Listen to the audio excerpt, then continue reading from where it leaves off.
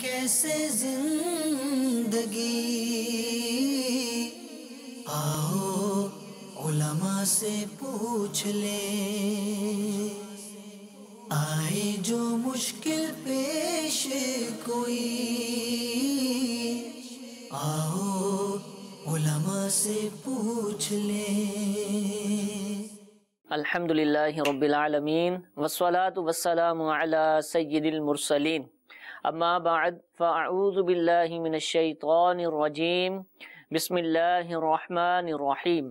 الصلاة والسلام علیک یا رسول اللہ، الصلاة والسلام علیک یا حبیب اللہ، الصلاة والسلام علیک یا نبی اللہ، وعلی آلک واصحابک یا نور اللہ۔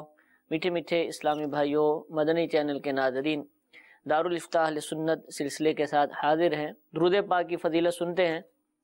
شیخ طریقت امیر اہل سنت دامت برکاتہم العالیہ نے اپنے رسالے ضیاء درود و سلام کے صفحہ نمبر 7 پر حدیث پاک نقل فرمائی ہے، جو مجھ پر ایک بار درود شریف پڑھتا ہے، اللہ عز و جل اس کے لیے ایک قرات اجر لکھتا ہے، اور قرات احد پہاڑ جتنا ہے۔ صلو علی الحبیب صلی اللہ تعالی علی محمد صلی اللہ تعالی علیہ وآلہ وسلم۔ تو یہ حدیث پاک ایک قرات اجر والی ہم نے کئی مرتبہ سنی ہے۔ اللہ تعالیٰ ایک قرات اجر لکھتا ہے، اس سے کیا مراد ہوتی ہے لکھنے سے؟ کہ اللہ تعالیٰ لکھتا ہے یا کچھ اور اس کا معنی لیا جاتا ہے ایسی حدیث کریمہ کا؟ الحمدللہ رب العالمین والصلاة والسلام علی سید الانبیاء والمرسلین۔ اللہ تبارک و تعالی جس طرح ہم قلم ہاتھ میں لیتے ہیں، کاغذ پر لکھتے ہیں، تو ہمارا لکھنا اس انداز کا ہوتا ہے۔ اللہ تبارک و تعالی حکم ارشاد فرماتا ہے ملائکہ کو، تو وہ نامہ اعمال میں پھر اس کا اجر و ثواب لکھ دیتے ہیں۔ ٹھیک ہے۔ تو اللہ تعالیٰ کے حکم سے چونکہ فرشتے لکھتے ہیں، تو اس لیے اس حکم کی وجہ سے اس لکھنے کو اللہ تعالیٰ کی طرف بھی منسوب کر دیا جاتا ہے۔ ٹھیک ہے۔ تو اس میں کوئی مذائقہ نہیں ہے۔ اور اس طرح ہوتا ہے کہ حکم کسی کا ہوتا ہے، لکھتا باقاعدہ کوئی اور ہے، لیکن حکم کی وجہ سے حکم دینے والے کی طرف وہ بات منسوب کر دی جاتی ہے۔ ٹھیک ہے۔ تو اللہ تبارک و تعالیٰ کے لکھنے سے مراد یہ ہے کہ اللہ تعالیٰ اس کے نامہ اعمال میں ملائکہ کے ذریعے یا ویسے ہی حکم جو ارشاد فرماتا ہے، تو اس بندے کے نامہ اعمال میں حکم آتے ہی وہ عمل لکھنے میں آ جاتا ہے، لکھ دیا جاتا ہے۔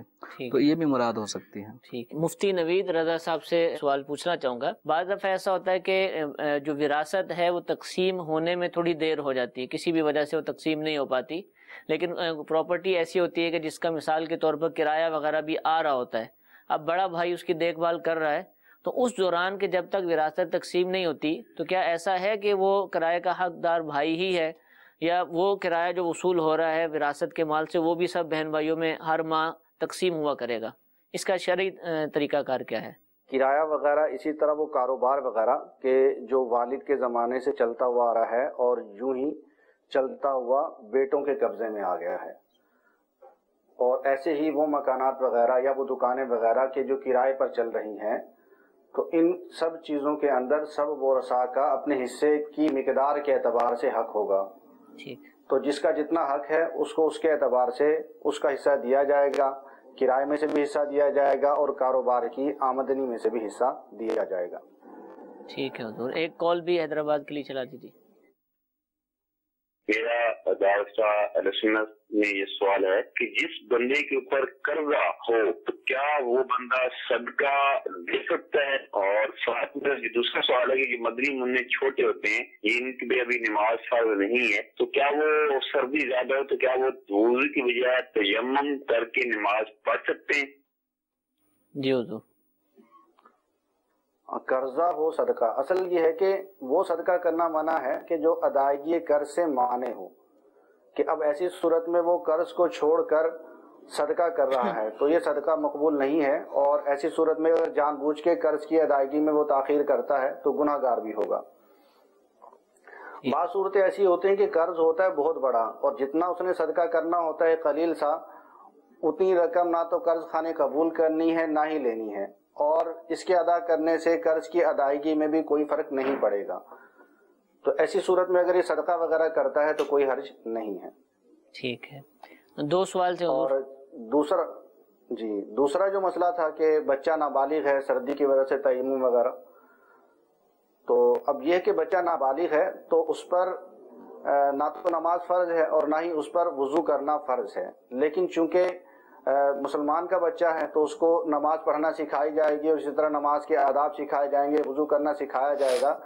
تو جیسے اس کو نماز کا حکم دیا جاتا ہے ویسے ہی اس کو وضو کرنے کا بھی حکم دیا جائے گا، سوائے یہ کہ وضو کرنے میں بچے کو ضرر ہو. اگر وضو کرنے میں بچے کو ضرر ہے تو پھر ایسی صورت میں وضو کرنے پر مجبور نہیں کیا جائے گا، تیمم کفایت کرے گا. ٹھیک ہے حضور. جی ایک اور کال چلائیے گا. میرا سوال دارالفتہ اہل سنت میں یہ ہے کہ کہتے ہیں کہ عورت اذان نہیں دے سکتی. ایسے مدنی چینل پر بتا رہے تھے کہ عورت اذان کا جواب دے تو اسے 1 کروڑ تقریباً کتنے لاکھ نیکیاں ملتی ہیں، تو اس کے بارے میں رہنمائی فرما دیجیے. جزاک اللہ خیرا. شاید یہ سمجھ رہے ہیں کہ جب اذان کا جواب دے گی تو تب بھی تو ایک طرح کی اذان ہی دے رہی ہے، شاید اگر یہ منع لے رہے ہیں. دیکھیں اذان دینے سے جو عورت کو منع کیا جاتا ہے اس کی وجہ یہ ہے کہ اذان کا مطلب ہے اللہ تبارک و تعالیٰ کے دربار میں حاضری کے لیے مسلمانوں میں اعلان کیا جائے. تو اذان کے جو کلمات ہیں اللہ اکبر سے لے کے جو لا الہ الا اللہ تک جو الفاظ ہیں یہ بلند آواز سے کہے جاتے ہیں. اس کا مقصد لوگوں کو نماز کی جماعت کے اہتمام کے لیے دعوت دینا، اور اس کے اندر پھر آواز کو دراز کیا جاتا ہے، پھر تھوڑا سا اس میں ایک لہجہ چینج ہو جاتا ہے، ترنم ایک طرز عام کلمات پڑھنے کے مقابلے میں اذان میں ایک لہ بن جاتی ہے اور ایک انداز جدا گانا ہو جاتا ہے. تو اس میں عورت کی جو آواز ہے وہ ایک چونکہ نغمگی والی اور ترنم والی آواز اس طرح اذان میں پیدا ہوگی، تو اذان عورت کا دینا یوں مانا ہے کہ عورت کی آواز جب اذان کے ذریعے بلند ہوگی تو اس کے ذریعے سے ایک نغمے اور ترنم والی آواز ہے جو باعث فتنہ ہے. تو اس وجہ سے کلمات مقدسہ جو اذان کے ہیں وہ بھی عورت کو اتنی بلند آواز سے اذان کے لب و لہجے میں کہنے کی اجازت نہیں ہوگی کہ جس کی وجہ سے غیر مردوں تک اس کی آواز پہنچے. رہا معاملہ اذان کا جواب دینا، تو عورت اذان کا جواب اپنے گھر میں ہی دے گی. ٹھیک ہے. تو اذان کا جواب گھر میں دے گی اور نارمل آواز جو نارمل گفتگو میں ہوتی ہے اس طرح نہ دے، کم سے کم اتنی آواز ہونی چاہیے کہ اپنے کانوں تک اس کے خود پہنچے. تو اس میں چونکہ وہ معاملہ آواز کی بلندی والا ہے نہیں تو اس لیے عورت اذان کا جواب دے، اور جو اجر و ثواب احادیث کریمہ میں اس کے حوالے سے بیان کیا گیا ہے وہ عورت بھی حاصل کرے، اور جتنا ثواب عورتوں کو ملے گا اس کا ڈبل مردوں کو ملے گا. تو اب یہ حدیث مبارکہ میں کتنا ثواب عورت کو ملنا ہے اور کتنا مردوں کو ملے گا، تو اس کے بارے میں تفصیلی معلومات کے لیے امیر اہل سنت دامت برکاتہم العالیہ کا ایک رسالہ فیضان اذان، یہ نماز کے احکام جو کتاب ہے امیر اہل سنت کی، اس کے اندر رسائل ہیں، ان میں سے ایک رسالہ فیضان اذان بھی ہے. تو اس کا مطالعہ کیجئے. اس کے اندر عورتوں کو اذان کا جواب دینے پر کیا ثواب ملتا ہے، مردوں کو کتنا ثواب ملتا ہے، تو مکمل صحیح الفاظ جیسے ابھی انہوں نے کروڑ نیکیوں کا کہا تو آیا یہ اتنی ہی ہیں یا کم و بیش ہیں، تو باقاعدہ وہاں حدیث شریف کوٹ کی گئی ہے تو اس کو معلوم کر لیجیے. ٹھیک ہے. جب حضور اذان کا سوال چلا تو ایک میسیج ہے وہ کئی دن سے آ رہا ہے اذان کے حوالے سے، ایک تو معلوماتی لگ رہا ہے جو بھی ہے، تو آج اس کو میں شامل کر لیتا ہوں. اور پہلے نمبر پر ہی وہ میسیج ہمیں کیا گیا ہے کہ جب فجر کی اذان ہوتی ہے، جیسے ہی اذان شروع ہوتی ہے تو کتے رونا اور بھونکنا شروع کر دیتے ہیں. یہ کیوں ہوتا ہے؟ یہ اب سوال بہت دفعہ ہے، یعنی میں کئی دفعہ اس کو میں نے اوائڈ کیا لیکن آج پوچھ لیا جائے. کیوں ہوتا ہے یہ تو واللہ تعالی عالم، اللہ تعالی ہی بہتر جانتا ہے کہ اس موقع پر کیا ہے، ان کو کیا چیز نظر آتی ہے جس کی وجہ سے یہ بھونکتے ہیں. اب یہ ضروری نہیں ہے کہ کوئی چیز اتر رہی ہوتی ہے جو ہم سے پوشیدہ ہو اور انہیں نظر آ رہی ہو. تو عام طور پہ عوامی شاید کانسیپٹ اس نوعیت کا ہوگا کہ کچھ چیزیں انہیں نظر آ رہی ہوتی ہیں اور ہمیں نظر نہیں آ رہی ہوتی تو کتے یوں بھونک رہے ہوتے ہیں. واللہ تعالی عالم اس کی وجہ کیا ہے اللہ تعالی ہی بہتر جانتا ہے. یا تو یہ کہ دن کا آغاز ہو رہا ہے، جس طرح مرغے فجر کے وقت میں صبح صادق کے اوقات میں وہ اپنی آواز بلند کرتے ہیں، اور احادیث کریمہ میں مرغوں کو برا کہنے سے منع کیا گیا ہے کہ مرغوں کی برائیاں نہ کریں کیونکہ وہ فجر میں جگاتا ہے. ٹھیک ہے. عین ممکن ہے کہ جب فجر کی اذانیں ہو رہی ہوں تو یہ بھی اپنے انداز میں، یہ بھی جانور ہیں، اللہ تعالیٰ کے مخلوق ہیں، یہ بھی اپنے انداز میں ہمیں جگانے کی کوشش کرتے ہوں، اور ہم بجائے اس کے کہ ان کی آواز کو سمجھیں جانیں، ہم اس کو دوسرے پیمانے میں لے آتے ہیں، پتہ نہیں ان کو کیا نظر آ رہا ہوگا، تو ہو سکتا ہے یہ اپنے انداز میں ہمیں نماز کی دعوت دے رہے ہیں. ٹھیک ہے. تو بہرحال اللہ تعالیٰ بہتر جانتا ہے، جب فجر کی اذان ہو جائے تو ہمیں نماز کی طرف جانا چاہیے. ٹھیک ہے. اچھا یہ بھی ہو سکتا ہے کہ اب فجر کے وقت سناٹا ہوتا ہے، بالکل خاموشی ہوتی ہے، کہیں سے بھی آوازیں نہیں آ رہی ہے، اور اچانک اسپیکر آن ہوتا ہے تو اس سے بھی کتے جو نا وہ ہلچل مچ جاتی ہوگی، تو شاید اس وجہ سے بھی بھونکتے ہوں. ہو سکتا ہے یہ بھی معاملہ ہو کہ وہ نیند، جی اور گاؤں دیہاتوں میں تو بہت زیادہ خاموشی ہوتی ہے. بس اوقات فجر کی اذان کے اوقات میں بھی بعض لوگ مسجد میں پہنچنا شروع ہو جاتے ہیں، تو بس اوقات کسی انجان فرد کو دیکھ کر بھی وہ اپنے آواز بلند کر رہے ہوتے ہیں، تو کوئی بھی ریزن ہو سکتا ہے، تو اس کے پیچھے کوئی شرعی حکم پوشیدہ ہے ایسا ہمیں نہیں معلوم. ٹھیک ہے. میں نے ان کی دل جوئی کے لیے آج یہ کال میسج شامل کیا، کافی دفعہ یہ آیا تھا. ایک کال مزید سلسلے میں شامل کرتے ہیں. جی اس کا نام میں نے رکھا ہے جی محمد رؤف. کچھ لوگ ہیں وہ کہتے ہیں عبد الرؤف رکھنا تھا، محمد رؤف نہیں رکھنا تھا. کیا محمد رؤف نام ٹھیک ہے؟ جس بارے میں تھوڑی سی. جی حضور. محمد رؤف نام رکھنا جائز ہے، حرج نہیں ہے اس میں، اور بہتر یہ ہے کہ عبد الرؤف نام رکھا جائے، لیکن اگر محمد رؤف بھی رکھا گیا تو کوئی حرج نہیں ہے. محمد رؤف بھی رکھ سکتے ہیں. ٹھیک ہے. یہ ایک اور کال چلائیے. میں حمزہ طاری واقعات سے عرض کر رہا ہوں. ڈاکٹر سنت میں میرا یہ سوال ہے، کیا جب انسان مر جاتا ہے تو اس کی روح کا تعلق اس کے جسم کے ساتھ ہوتا ہے؟ برائے کرم جواب عنایت فرمائیں. جی حضرت. جی بالکل. انسان کے مرنے کے بعد اس کی روح کا تعلق جسم کے ساتھ رہتا ہے، اور بلکہ اس دنیاوی تعلق سے زیادہ تعلق رہتا ہے. یعنی ابھی روح ہمارے جسم کے اندر ہے، تو جو تعلق ہماری روح اور ہمارے جسم کے درمیان ہے، مرنے کے بعد روح کا تعلق جسم کے ساتھ اس سے بھی کہیں زیادہ بڑھ جاتا ہے. اگرچہ جو روح ہے وہ جسم کے اندر نہیں ہوتی، بعض کی روح اس کی قبر پر ہوتی ہے، بعض کی اعلیٰ علیین میں ہوتی ہے، بعض کی اسفل السافلین میں ہوتی ہے، بعض کی چاہے بابل پر ہوتی ہے، تو مختلف روح کی جگہ ہوتی ہیں، لیکن ان ارواح کا جسم کے ساتھ تعلق بدرجہ اتم ہوتا ہے. ٹھیک ہے. اچھا ایک سوال میسج میں یہ پوچھا گیا کہ اگر کسی کو یہ یاد نہ رہا ہو کہ کتنے سجدہ تلاوت اس پر لازم ہیں، یہ کیے نہیں اس نے، تو اب کیا کرے؟ اس طرح کی صورتوں میں ظن غالب کا حکم ہوتا ہے کہ زیادہ سے زیادہ کا ظن غالب کرے، اور جن پر ظن غالب ان کا قائم ہوتا ہو اتنے سجدہ تلاوت کر لے. کہ اگر زائد سجدہ تلاوت کر لیے تو کوئی حرج نہیں ہوگا، لیکن اگر کم رہ گئے تو اس کے ذمے پر ایک واجب رہ جائے گا جس کے بارے میں بروز قیامت پکڑ ہو سکتی ہے. ہاں یہ ظن غالب کیا ہے؟ تھوڑا اس کی وضاحت فرما دیں، کیا کرے یعنی وہ؟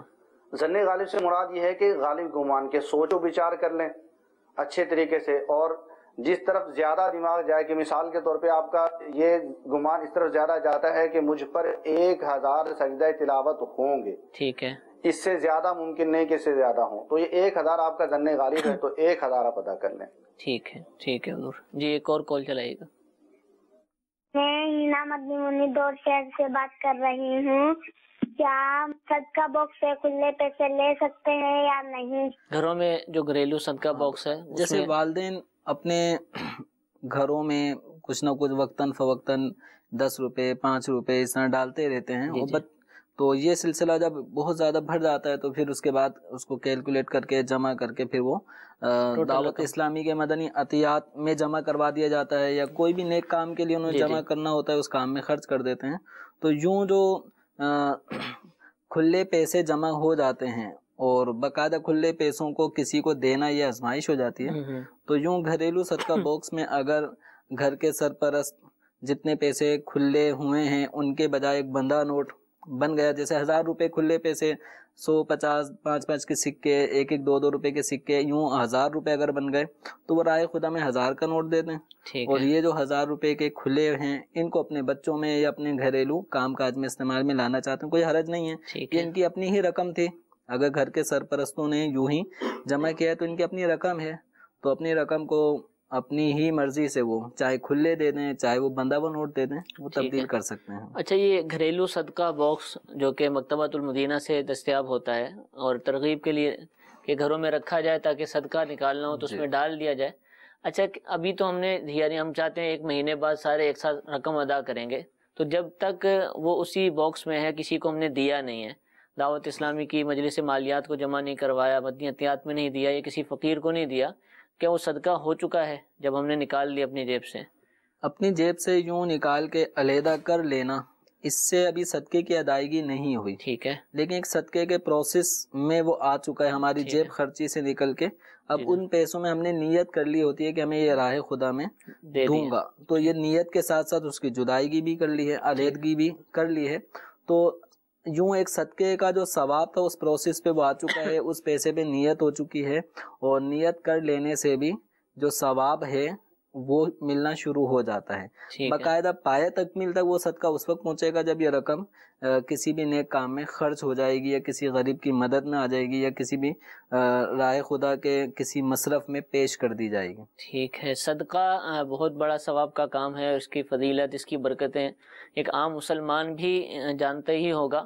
تو لیکن بعض دفعہ سستی ہو جاتی ہے کہ صدقہ ادا کریں تو کیسے کریں, تو اس کے لیے گھریلو صدقہ باکس الحمدللہ مکتبۃ المدینہ سے ملتے ہیں اور بہت ہی کم قیمت پر دستیاب ہوتے ہیں.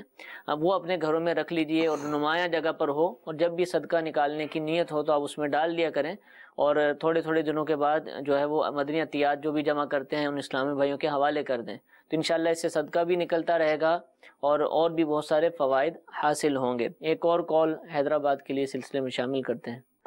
ساری واقع سے مفتی صاحب میرا یہ سوال ہے کہ جس میں قضا نمازیں ہوں, اب وہ جو ظہر کی نماز میں نوافل آتے ہیں یا مغرب میں یا عشاء میں, اب وہ نوافل پڑھے یا قضا نمازیں اپنی ادا کرے؟ جس کے ذمہ قضا نمازیں باقی ہیں تو اس پر فرض یہی ہے کہ قضا نمازوں کو پہلے ادا کریں, نوافل ادا نہ کریں, کہ نوافل وغیرہ جو ہیں ان کی جگہ پر قضا نماز ادا کریں. اور جس کے ذمے پر قضا نمازیں باقی ہیں, اگر وہ قضا نماز کو چھوڑ کر نوافل ادا کرے گا, جو کہ عام طور پر نوافل وغیرہ ہوتے ہیں, ان کو ادا کرے گا, تو یہ نوافل اللہ تبارک و تعالیٰ کی بارگاہ میں مقبول نہیں ہوں گے بلکہ معلق رہیں گے جب تک وہ اپنے ذمے پر لازم فرائض کو ادا نہیں کر لیتا. تو اس لیے سب سے پہلی فرصت میں جتنی جلدی ممکن ہو سکے اپنے ذمے لازم قضا نمازوں کو ادا کیا جائے, ان کے بعد پھر نوافل کو ادا کیا جائے. لیکن اس کا مطلب یہ نہیں ہے کہ آپ نہ تو قضا نماز کو ادا کریں اور نہ ہی نوافل کو ادا کریں, کہ بعض لوگ یوں کرتے ہیں کہ نوافل اس وجہ سے نہیں پڑھتے کہ قضا نمازیں ذمے پہ باقی ہیں, اور پھر سستی کرتے ہوئے قضا نمازوں کو بھی ادا نہیں کرتے. تو کچھ نہ ہونے سے کچھ ہونا بہتر ہے. ٹھیک کہ اگر آپ سے قضا نماز ادا نہیں بھی ہو پائی ہے اور آپ کے پاس وقت ہے اتنا کہ جس میں آپ نفل پڑھ سکتے ہیں تو نفل پڑھ لیجئے. اگرچہ فی الوقت وہ اللہ تبارک و تعالیٰ کی بارگاہ میں مقبول نہیں ہے, ابھی وہ معلق ہیں, لیکن یہ امید کی جا سکتی ہے کہ بروز قیامت اللہ تبارک و تعالیٰ ان نوافل کو ان فرائض کی جگہ پر قبول فرما لے. تو اللہ تبارک و تعالیٰ کی رحمت سے یہ بات ہرگز بعید نہیں ہے. ٹھیک ہے. اسی طرح وہ نوافل کے جن کے فضائل وارد ہیں, جیسے کہ صلاۃ التسبیح وغیرہ ہے, تہجد کی نماز ہے, تو وہ نوافل کی جن کے فضائل وارد ہیں تو ان کو پڑھا جا سکتا ہے. ان کی جگہ پر قضا نماز بھی پڑھی جا سکتی ہے, لیکن اگر علی الانفراد اگر کوئی ان کو پڑھنا چاہتا ہے, تہجد پڑھنا چاہتا ہے, یوں ہی صلاۃ التسبیح پڑھنا چاہتا ہے تو اس میں حرج نہیں ہے. ٹھیک ہے حضور. میسج میں سوال یہ پوچھا گیا کہ کیا اذان ہوتے ہوئے قرآن پاک پڑھنا ناجائز ہو جاتا ہے؟ اذان ہوتے ہوئے قرآن پاک پڑھنا ناجائز نہیں ہے, لیکن ادب یہی ہے کہ قرآن پاک کی تلاوت روک دی جائے اور اذان کو توجہ کے ساتھ سنا جائے. لیکن اگر کوئی قرآن پاک کی تلاوت کرتا رہتا ہے تو وہ اس میں ہرگز گناہ گار نہیں ہے. ٹھیک ہے حضور. جی ایک اور کال چلائیے. مفتی صاحب کی بات میں سوال ہے کہ میں فرض حج کر چکا ہوں, مگر اب اپنی والدہ جو وفات پا چکی ہیں ان کے لیے حج کی ادائیگی کرنا چاہتا ہوں. عذرائے کرم معاملے میں مکمل رہنمائی فرمائیں. جی حضور. ماشاءاللہ اچھی سوچ ہے ان کی, اپنی والدہ کے ایصال ثواب کے لیے ایک حج ادا کرنا چاہ رہے ہیں, تو بالکل حج ادا کر سکتے ہیں. اور بلکہ اگر ان کی والدہ پہ اگر حج فرض تھا اور انہوں نے حج ادا نہیں کیا, اگر انہوں نے وصیت کی تھی کہ میری طرف سے حج بدل کر لینا, تو پھر یہ حج بدل ان کی طرف سے کریں. جبکہ انہوں نے مال چھوڑا ہو تو اب ان کے اوپر واجب ہوگا کہ ان کے اتنے چھوڑے ہوئے مال کے جس میں حج ہو سکتا ہے تو حج بدل کرنا لازم ہوگا ان پہ. اور اگر مال نہیں چھوڑا، وصیت کی تھی، تو ان کے لیے پھر بھی بہتر ہے اپنی والدہ کی اس وصیت پر عمل کرنا اور حج بدل کرنا۔ اور اگر انہوں نے کچھ بھی نہیں کیا تھا یا حج فرض ہی نہیں ہوا تھا، پھر بھی اپنی والدین کے لیے اگر یہ ایصال ثواب کی خاطر حج ادا کرنا چاہتے ہیں تو یہ حج ان کا نفل ہوگا، اور اپنی والدہ کے لیے یا والدین کے لیے یہ ان کی سعادت ہے۔ تو اس ثواب کے اندر اس ثواب کو سب کثیر لوگوں تک بھی پھیلایا جا سکتا ہے، یعنی جس کو ہم ایصال ثواب کہتے ہیں۔ تو یہ حج ادا کریں، اور اس حج کی ادائیگی میں ملنے والا جو ثواب ہے یہ اپنے والدین، اپنے نانا نانی، دادا دادی، کل مؤمنین مؤمنات، مسلمین مسلمات، ان سب کو بھی یہ اس کا ثواب پہنچا سکتے ہیں۔ اور ان کا ایک حج کا جو یہ ثواب ان کو ملے گا، ان کے نامہ اعمال میں بغیر کمی آئے، یہ جتنے لوگ مسلمانوں کو اس کا ثواب پہنچائیں گے اپنے اس حج کا، سب کو پورے حج کا ثواب پہنچے گا۔ ان کے ثواب میں کمی بھی نہیں آئے گی۔ ایسا نہیں ہوگا کہ 10 افراد کو انہوں نے ثواب دیا ہے تو حج کے ثواب کے 10 ٹکڑے ہو جائیں گے۔ ہر ایک کو پورے حج پر جو ان کو ثواب ملے گا اللہ تعالیٰ کی بارگاہ سے، وہ دوسرے مسلمان کو بھی، چاہے وہ فوت شدہ ہو یا زندہ ہو، تو ایصال ثواب یہ کر سکتے ہیں۔ اور یہ والدہ یا والدین جو اس دنیا سے رخصت ہو چکے ہوتے ہیں، اولاد کی طرف سے اپنے والدین کے ساتھ یہ نیک سلوک ہے کہ اگر ماں باپ زندہ ہیں تو ان کی خیر خواہی وہ کی جائے، اور اگر وصال فرما چکے ہیں تو اپنے والدین کو دعائے مغفرت میں اور اپنے نیک اعمال کے ایصال ثواب میں یاد رکھا جائے۔ ٹھیک ہے، ایک اور کال سلسلے کا حصہ بناتے ہیں۔ میرا دارالفتاء اہل سنت میں سوال یہ ہے کہ یہ جو ہم سودا سلف خریدتے ہیں، اس کے پیکٹوں وغیرہ پر مثلا کمپنیز کے نام بہت کچھ کافی لکھا ہوتا ہے، عربی میں بھی لکھا ہوتا ہے، تو اس کو باسکٹ میں پھینکنا کیسا؟ کیا بے ادبی ہوگی اور اس بے ادبی کا ہمیں گناہ ملے گا؟ جی حضور۔ اس میں یہ ہے کہ جو پیکٹس وغیرہ ہیں، ریپرز وغیرہ ہیں، کاغذ ہیں، اس طرح کی جو بھی چیز جن پہ کچھ لکھا ہوا ہے، اگر اسماء مقدسہ ہیں یا آیات قرآنیہ وغیرہ ہیں، پھر تو ان کا ادب کیا جائے گا اور ان کو اٹھایا جائے گا۔ اس کے علاوہ اگر سادہ الفاظ ہیں، اسماء مقدسہ وغیرہ نہیں ہے، تو پھر ڈسٹ بن میں ڈال دینے میں حرج نہیں ہے۔ تو یہ تو ہے فقط جواز کے حرج نہیں، لیکن اگر ان کا بھی ادب کر سکتے ہیں، ان کو بھی سنبھال سکتے ہیں، اور سنبھالنے کے بعد اب طریقے سے ٹھکانے لگا سکتے ہیں، تو بہتر یہی ہے کہ ان کا بھی ادب کیا جائے، کہ ہماری شریعت میں مطلقاً حروف کا بھی ادب ہے۔ ٹھیک ہے حضور جی، ایک اور کال چلائیے۔ مفتی صاحب کی بارگاہ میں سوال عرض ہے کہ کیا مسافر جماعت کرا سکتا ہے مقامی لوگوں کی، فجر کی یا مغرب کی، اور کروا سکتا ہے تو کون سی کروا سکتا ہے؟ جی ارشاد فرمائیے۔ مسافر مقیم لوگوں کی امامت کروا سکتا ہے اور 5 نمازوں میں کروا سکتا ہے۔ البتہ یہ ہے کہ اگر وہ فجر کی اور مغرب کی امامت کروائے گا تو اس میں لوگوں کو کوئی دشواری نہیں ہوگی، کیونکہ مسافر پر بھی فجر میں 2 رکعتیں پڑھنا فرض ہیں اور مقیم پر بھی 2 رکعتیں پڑھنا فرض ہیں، اور مغرب میں مسافر پر بھی 3 رکعتیں پڑھنا فرض ہیں اور مقیم پر بھی 3 رکعتیں پڑھنا فرض ہیں۔ لیکن اگر وہ امامت کرواتا ہے ظہر میں، عصر میں یا عشاء میں، تو معاملات میں کچھ فرق پڑ جائے گا، جس کی وجہ سے عوام ہو سکتا ہے کہ اپنی نماز فاسد کر بیٹھیں، وہ دشواری میں پڑ جائیں، کیونکہ بہت سارے لوگوں کو مسافر امام کے پیچھے نماز پڑھنے کا طریقہ معلوم نہیں ہوتا۔ لیکن اگر مسافر نے امامت کروائی اور مقیم لوگوں نے اس کے پیچھے نماز پڑھی تو نماز بہرحال ہو جائے گی، اور امام جو ہے، مسافر امام جو ہے، یہ 2 رکعت کے بعد سلام پھیر دے گا، اور سلام پھیرنے کے بعد جو مقتدی ہیں وہ کھڑے ہوں گے اور بالکل مدرک کی طرح، کہ جس نے مکمل رکعتیں امام کے ساتھ پائی ہوتی ہیں، مدرک کی طرح نماز پڑھیں گے اور یہ اس کے ساتھ لاحق ہو جائیں گے۔ اس کو کہا جاتا ہے لاحق، کہ وہ لاحق کی طرح نماز پڑھیں گے کہ قعدے کے بعد جب امام سلام پھیر دے گا یہ کھڑے ہو جائیں گے، اور کھڑے ہو جانے کے بعد یہ کوئی قرات نہیں کریں گے، بلکہ اتنی دیر کھڑے رہیں گے کہ جتنی دیر میں قرات ہو جاتی ہے۔ اس کے بعد یہ رکوع کریں گے، سجدہ کریں گے، اس سے اگلی رکعت یعنی چوتھی رکعت بھی اسی طرح ادا کریں گے، پھر قعدہ کر کے تشہد وغیرہ پڑھ کے اور درود پاک اور دعا پڑھ کر سلام پھیر دیں گے، اور یہ بقیہ 2 رکعتیں بالکل اسی طرح ادا کریں گے گویا کہ جیسے یہ امام کے پیچھے ہیں۔ ٹھیک ہے حضور۔ لیکن اس میں مسئلہ یہ ہوتا ہے کہ اگر امام مسافر تھا، اس نے سلام پھیر دیا، تو بہت سارے لوگ جو غلطی سے امام کے ساتھ اسلام پھیر دیتے ہیں، اور مسئلہ معلوم نہ ہونے کی وجہ سے وہ اپنی نماز کو بھی فاسد کر بیٹھتے ہیں۔ تو جہاں پر علماء ہیں، اس مسئلے کو سمجھنے والے ہیں، تو وہاں پر تو مسافر امامت کروائے، ورنہ بہتری اسی میں ہے کہ مسافر امامت نہ کروائے، ٹھیک ہے، یعنی مقیم کی مسافر امامت نہ کروائے۔ ٹھیک ہے، ٹھیک ہے جی، ایک اور کال چلائیے۔ جی مفتی صاحب سے سوال ہے کہ جو بینک میں پیسہ رکھا جاتا ہے تو جو ہے نا وہ جو اگر فکس ہو تو پھر وہ سود میں شامل ہوتا ہے، یا اگر فکس نہ ہو تو وہ کیا ہوتا ہے، اس کے بارے میں معلومات۔ عوام میں عام طور پہ یہ بات زیادہ مشہور ہے کہ اگر جیسے ہم نے 5 لاکھ روپے رکھوائے ہیں بینک میں، اور اس میں جتنے % وہ بینک والے دیتے ہیں سیونگ اکاؤنٹ میں، تو اگر وہ خاص کر لیں گے کہ آپ کو 2% ہی دیا جائے گا تو وہ سود ہوگا، اور اگر وہ کہیں کہ فکس نہیں کر رہے، کچھ بھی کبھی کم دیں گے، کبھی زیادہ دیں گے، کبھی 1%، کبھی 2، کبھی 2.5، کبھی 3، ہم فکس نہیں کر رہے، تو دیکھیں فکس کریں یا نہ کریں، سیونگ اکاؤنٹ میں رکھی گئی رقم یہ قرض ہے، اور اس قرض پہ ملنے والا یہ زائد رقم نفع ہے۔ ٹھیک ہے، اب یہ نفع مشروط ہے کہ اضافی رقم ملنی چاہیے۔ صحیح۔ اب وہ کبھی تو فکس ہو جاتی ہے کہ آپ کی رقم جمع شدہ رقم کی کوئی خاص پرسنٹیج کے مطابق کہ 2% ہی اضافہ ہوتا رہے گا، وہ کبھی فکس نہیں کر رہے، تو چاہے فکس کریں یا نہ کریں، اتنا مشروط ہے، اتنا طے ہے کہ اتنی رقم جمع کرانے پر نفع ملے گا، ٹھیک ہے، تو یہی سود ہے۔